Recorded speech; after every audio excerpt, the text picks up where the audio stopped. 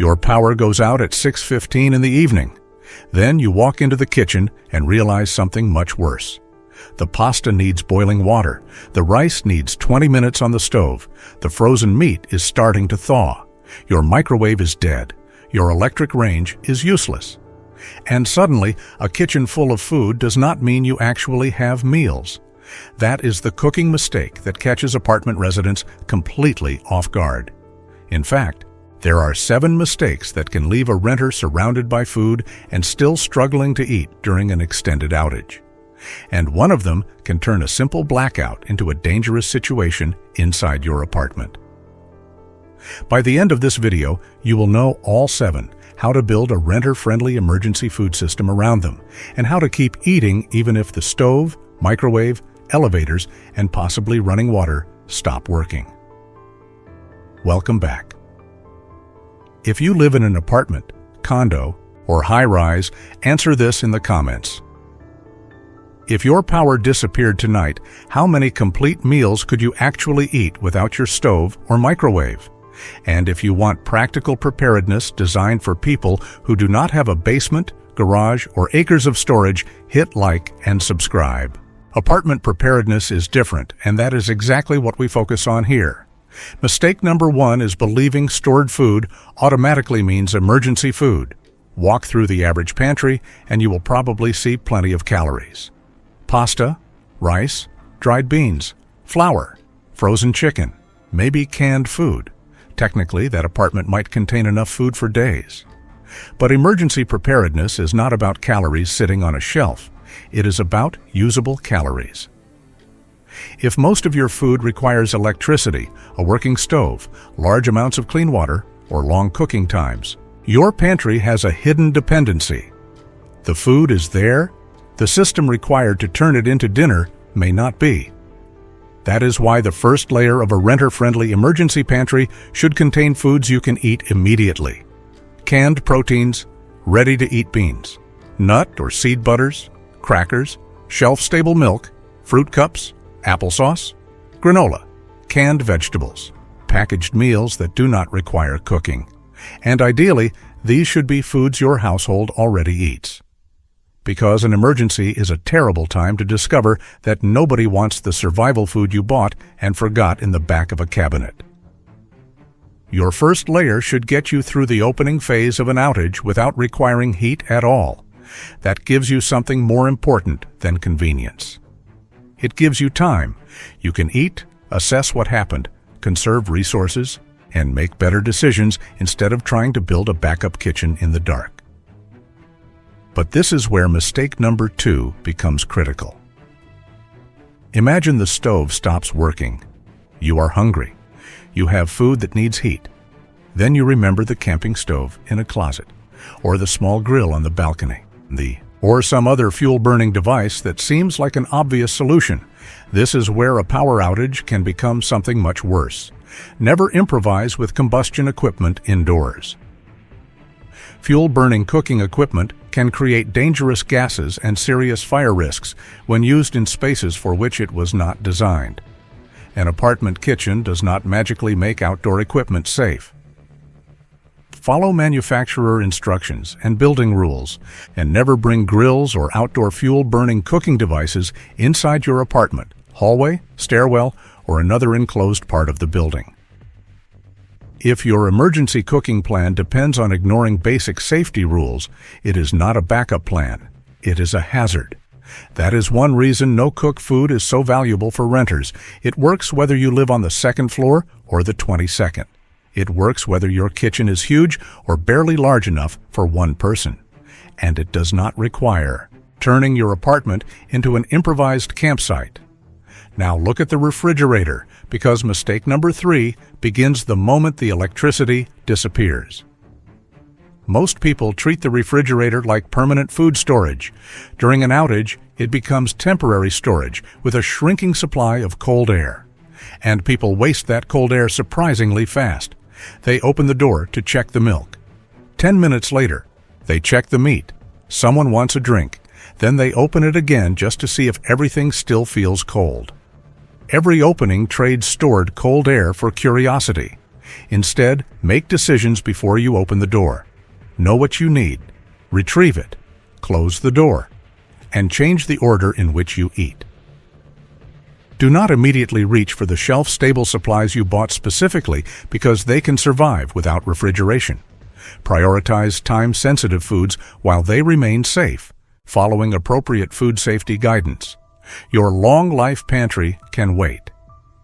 But here is the question most people cannot answer during a blackout. How long is the food in that refrigerator really going to remain safe? That is where guessing can get you into trouble. Keep that question in mind, because your next mistake can shorten your entire food plan even if the refrigerator is still cold. How much water does one normal dinner actually cost you? That is mistake number 4. Think about pasta. You fill a pot, boil the water, cook the food, drain most of that water away. Then you may use even more water cleaning the pot, plate, fork, and cooking area afterward. During normal life, that barely registers. During an apartment emergency, it can become a serious resource problem. If municipal water pressure drops, your building pump fails, or there is another plumbing problem during the outage, the water already inside your apartment becomes extremely valuable. Now imagine spending a large amount of drinking water just to prepare one meal, then doing it again at lunch, then again at dinner. This is why emergency food should not only be calorie efficient, it should be water efficient. Foods that already contain moisture or require very little additional water become much more useful.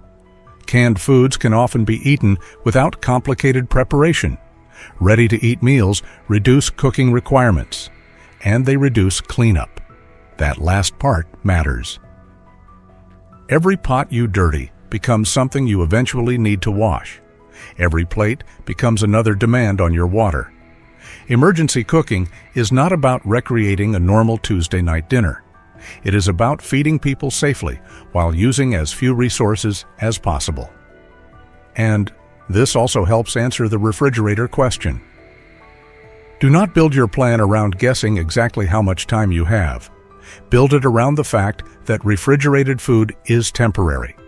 Keep the doors closed, use proper food safety guidance when deciding what is safe, and have shelf-stable meals ready before you ever need to gamble on questionable food.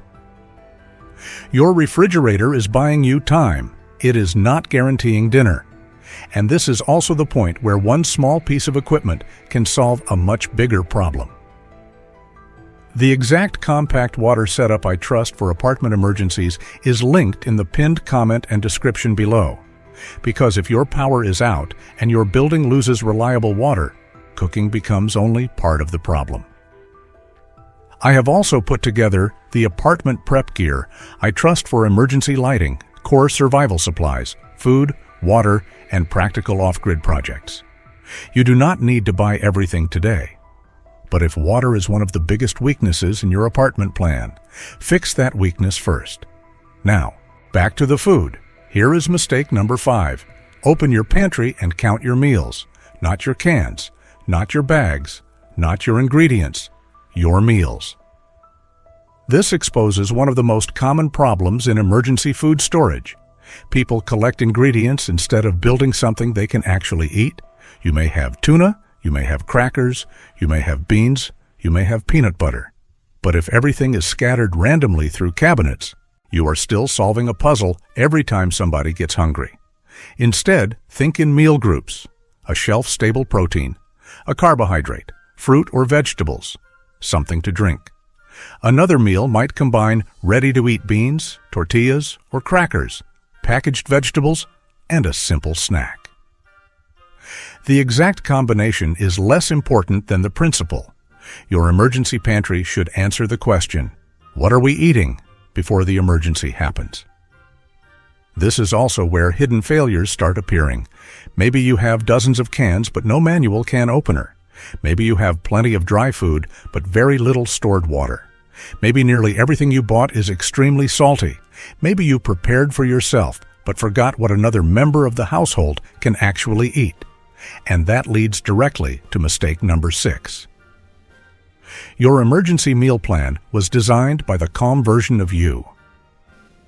The real version may be sitting in a hot apartment with no air conditioning, low phone battery, dark hallways, elevators that are not moving, and no clear answer from building management about when the power will return. That person does not want to prepare a 5-step recipe. That person wants food. This is why complicated emergency meals often fail in the exact situation they were supposed to solve. A recipe requiring several ingredients, multiple containers, heating, measuring, and cleanup may look excellent on a preparedness checklist. At 10:30 at night in a dark apartment, it is a burden. Simple wins, and familiar wins. You do not need gourmet food, but you should store things people in your household are willing to eat. Include familiar flavors. Include simple snacks. Include something comforting. Because under stress, the emergency food nobody wants is not nearly as useful as it looked when you bought it. Simple meals also make rationing easier. If you can see 12 complete meal groups for 2 people, you understand your situation immediately.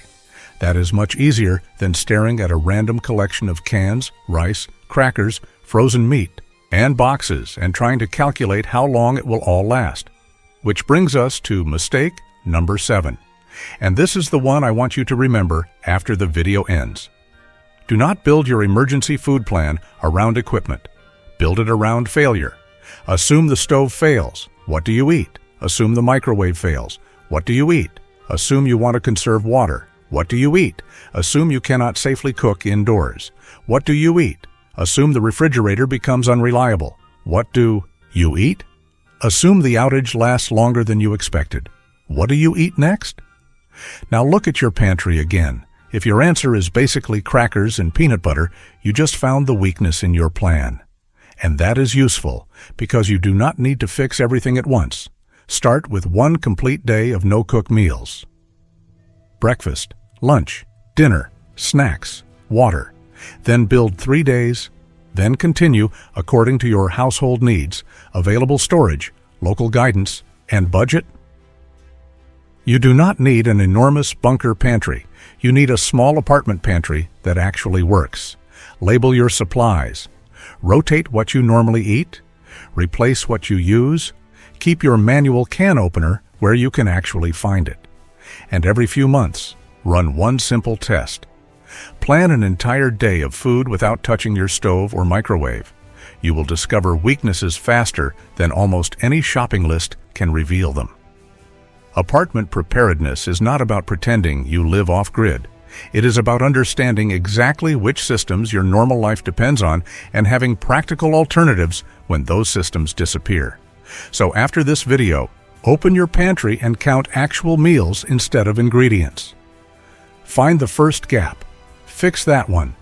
And if you need help building the rest of your apartment setup, check the water, emergency food, lighting, and preparedness resources linked in the pinned comment and description.